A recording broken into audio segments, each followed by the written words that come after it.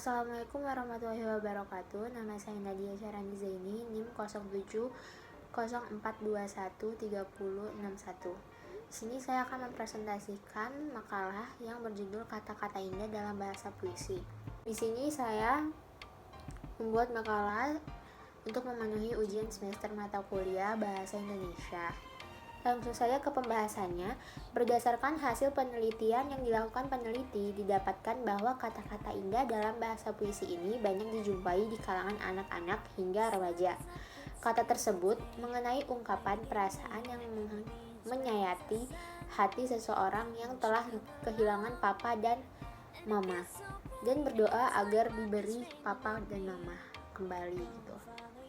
Terdapat pula kata pepatah di dalam puisi-puisi tersebut, seperti engkau bagaikan dilema belenggu mengikat, wahai pujaan hati, hatimu mulia disayang, kalbu kasihmu humah sepundi seandainya, dan lain-lain. Selanjutnya ada kata. Wujud formal karya sastra adalah bahasa, dan satuan formal bahasa yang tersaji dalam teks sastra adalah kata-kata. Deretan kata. Kata adalah segalanya untuk puisi. Kata menentukan derajat keindahan untuk sebuah puisi, sehingga sebuah karya seni. Kata juga menentukan kekomunikasian makna yang ditawarkan oleh sebuah puisi. Dilihat dari sudut penulis, seleksi, kata-kata adalah proses penulisan yang intensif, menantang, dan sekaligus mengasihkan sebagai manifestasi ekspresi pengalaman emosionalnya. Dilihat dari sudut pembaca, puisi seleksi kata-kata adalah jaminan pemeroleh kenikmatan emotif dan kemudahan pemahaman dialog yang ditawarkan. Bagi pembaca yang sekaligus adalah kritikus, seleksi kata-kata adalah juga pemertanyaan ketepatan dan pendanyaannya sebagai sarana dialog dan ungkapan estesis. Kata-kata adalah pengusung makna yang utama dan sekaligus penyedia warna keindahan sebuah puisi. Aksentasi dan keindahan sebuah puisi sebagai karya seni amat ditentukan oleh kualitas kata-kata yang membangunnya. Proses seleksi kata tersebut lazim dilakukan dan ditemukan dalam puisi dewasa.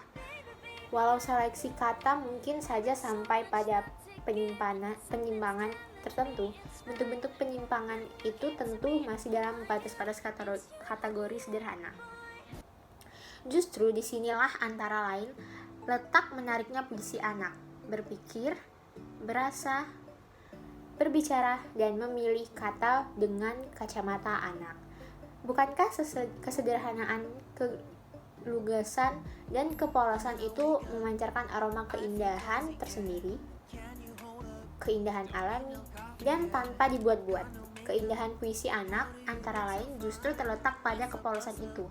Marilah kita baca puisi Doa Yatim Piatu karya Shirley Malinton.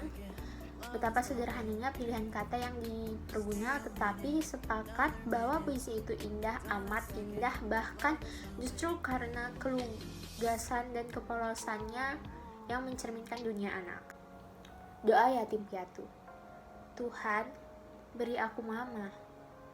Tuhan, beri aku papa. Amin. Karya Shirley Malinton, Bunga Anggrek untuk Mama, 1981 ayat 38. Aspek makna selain menunjukkan kesederhanaan dalam seleksi bentuk kata, bukankah puisi Doa Yatim Piatu tersebut juga syarat makna, atau paling tidak ada makna yang diungkapkan dan atau dikandungi gitu. Puisi itu merupakan ratapan seorang bocah yatim piatu yang tidak memiliki ibu dan bapak. Apa yang paling diinginkan oleh seorang bocah yatim piatu selain ibu dan bapak itu? Puisi ini berhasil mendialogkan makna yang banyak sekaligus mengharukan lewat kata-kata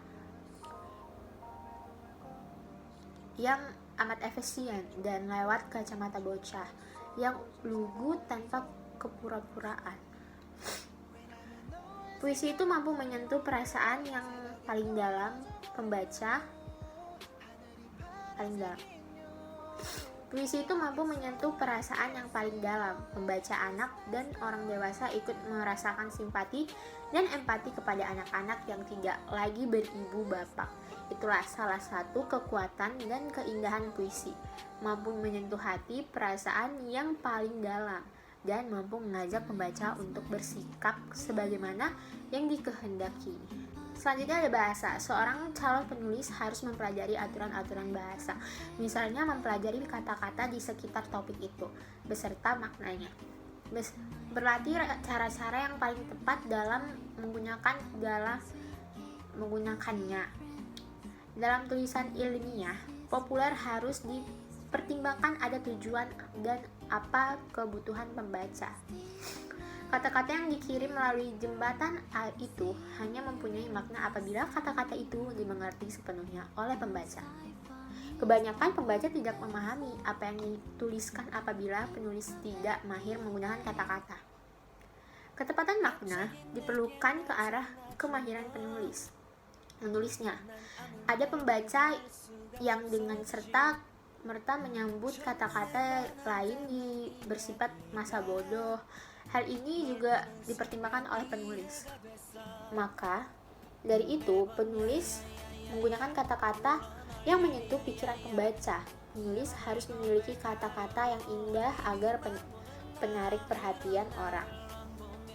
Supaya melakukan hal itu, penulis harus mengetahui dan menguasai sepenuhnya topik yang dituliskan. Kesimpulan dari presentasi saya, berdasarkan hasil analisis terhadap kata-kata indah dalam bahasa puisi sudah dijumpai di dalam puisi anak. Bahkan puisi yang menyayati hati, kata tersebut mengenai ungkapan perasaan yang menyayat hati seseorang yang telah dihilangkan papa dan mama, dan berdoa agar diberikan papa dan mama kembali. Oke, sekian dari presentasi dari saya. Lebih kurang saya mohon maaf, kepada Allah saya mohon ampun. Wabillahi taufiq wal hidayah. Wassalamualaikum warahmatullahi wabarakatuh. Terima kasih. Bye.